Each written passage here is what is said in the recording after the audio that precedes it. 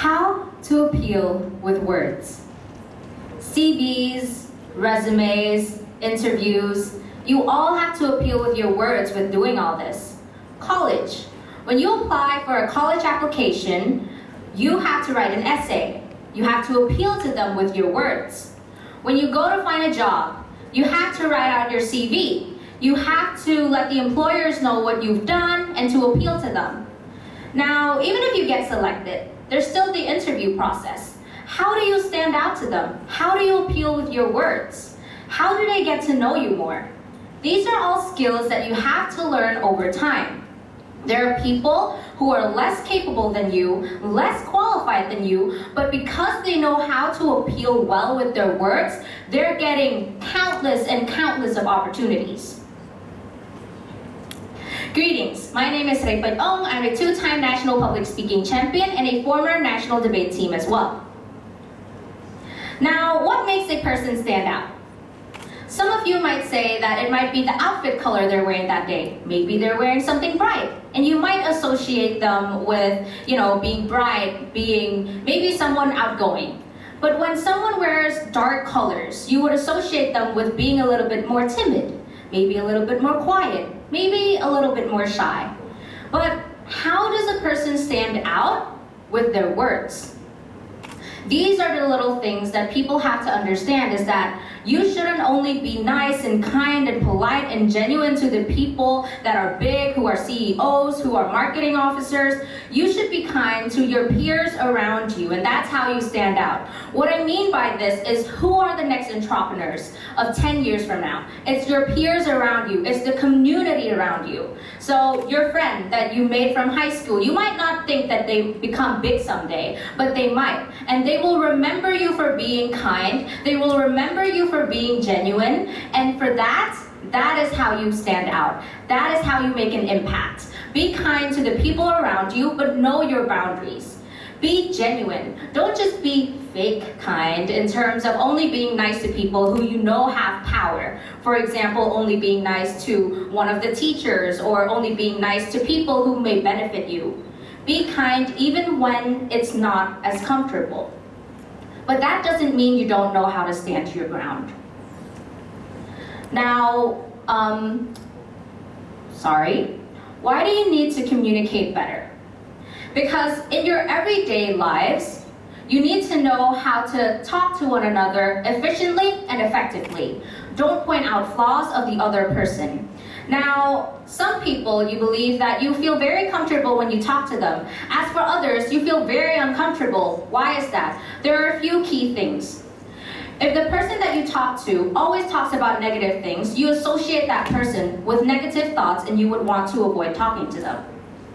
However, you should be someone who knows how to have conversations effectively, as in, don't just point out flaws, don't just rant, don't just complain to the other person, but try to be interested in what they're saying. Listen, and not just listen, but actually ask questions. Be curious. Instead of just sitting there and not saying anything, or just talking about yourself so much, instead, be open-minded and listen to other people, and don't point out their flaws. There's something that I saw online the other day in which they said that if it's not something that they can fix in 5 seconds, don't point it out at all. For example, if they have something in their teeth, you could tell them because they can fix it in 5 seconds or less. However, if it's something like, for example, a pimple or a scar, they can't fix it in 5 seconds. It's not something that they can instantly fix. So you shouldn't point it out at all, because what are they going to do then? They probably notice those things more than you do. So please just don't point it out.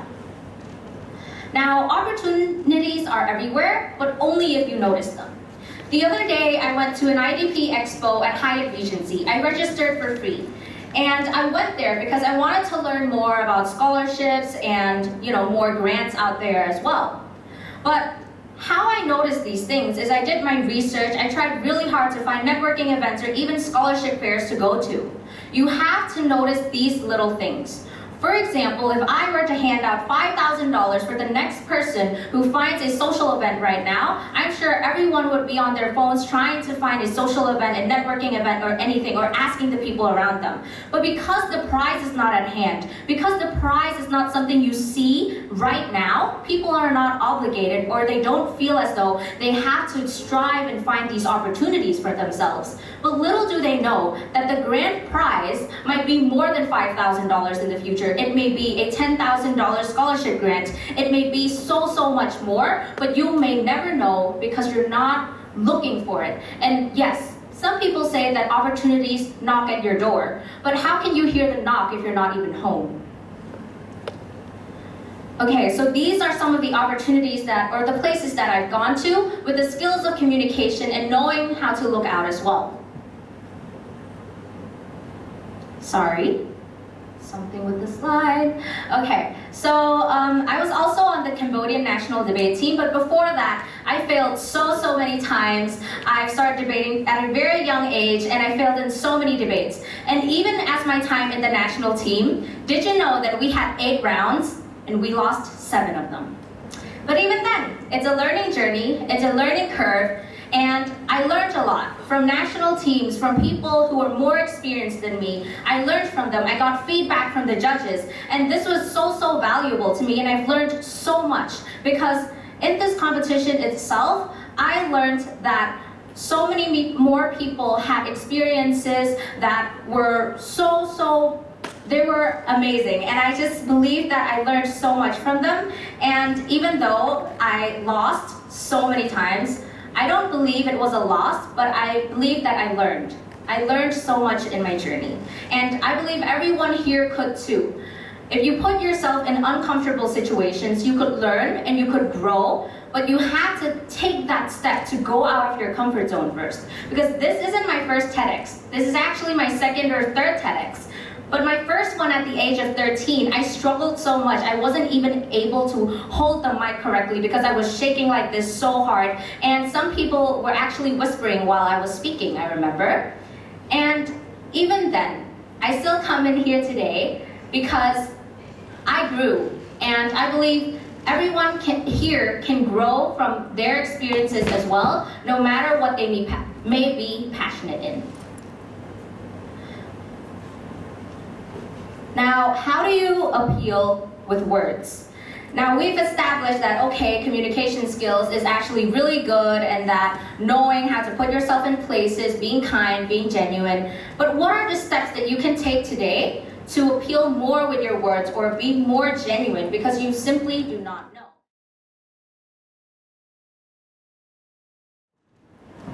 Fourthly is be genuine and be polite. It's not just the big people, the CEOs, the marketing officers. It's the people around you, and it's the people at the door when you walked in here. It's the organizing team, it's your teachers, it's maybe your family even. Sometimes they do a lot of silent labors for you, having food, having a shelter, and maybe these silent labors, you don't notice them. Even when you come in here and you see this place is clean, it's silent labor that you don't notice. So be genuine, be polite, and notice these little things and be grateful. 5 is confidence of reaching out. You may be scared of reaching out to people and asking them their experience, but I assure you that many people are more than glad to help you out in your journey. It may be learning, it may be in the workplace, because I reached out to so many people to ask them about their experience because I wanted to join in marketing, I wanted to be a lawyer, I wanted to be a teacher. So I reached out to lawyers, I reached out to marketing officers, I reached out to so many people to ask their experience. And I was surprised that most of them agreed and they were more than glad to help, maybe over a Zoom call, maybe it was over coffee. And it was really great because I realized that there were so many opportunities if I were to just reach out and be confident because they are willing to help. But if you don't reach out, if you don't seek for these things, they're not just going to come to you effortlessly. Now, like I said again, worst case scenario, they turn you down and say no, or maybe they're busy. Best case scenario, you get an offer. Not just a scholarship, maybe an exchange program, maybe it's that college you've been wanting to apply to, but you're just too scared because you don't think you're capable. Just do it, and if you fail or if you don't get selected, then at least you tried. And I said again, it's the worst case scenario, it's a no, and the best case scenario, you get an offer. Maybe even a really good offer from somewhere that you may not imagine yourself to be. And that is pretty much all for my speech, and I hope that at the end of my speech, everyone here has gotten something out of it and learned that it's okay to fail, it's okay to get rejected, it's okay to be let down.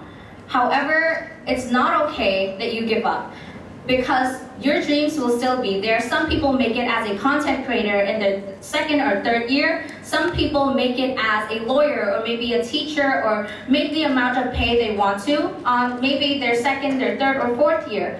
But even then, the moment that you give up on your dreams is the moment it's never going to happen. And I know this sounds crazy because, of course, if you give up on it, it's never going to happen. But there are people who aspire to be maybe YouTubers, maybe content creators, but they give up on the first or second month. And the reason why is because they feel like they're not making it already. It's not quick enough for them. But only the moment when you give up is when it's not going to happen. If you still try, one day, maybe not quickly, but one day, it'll surely work your way. That's all for my speech.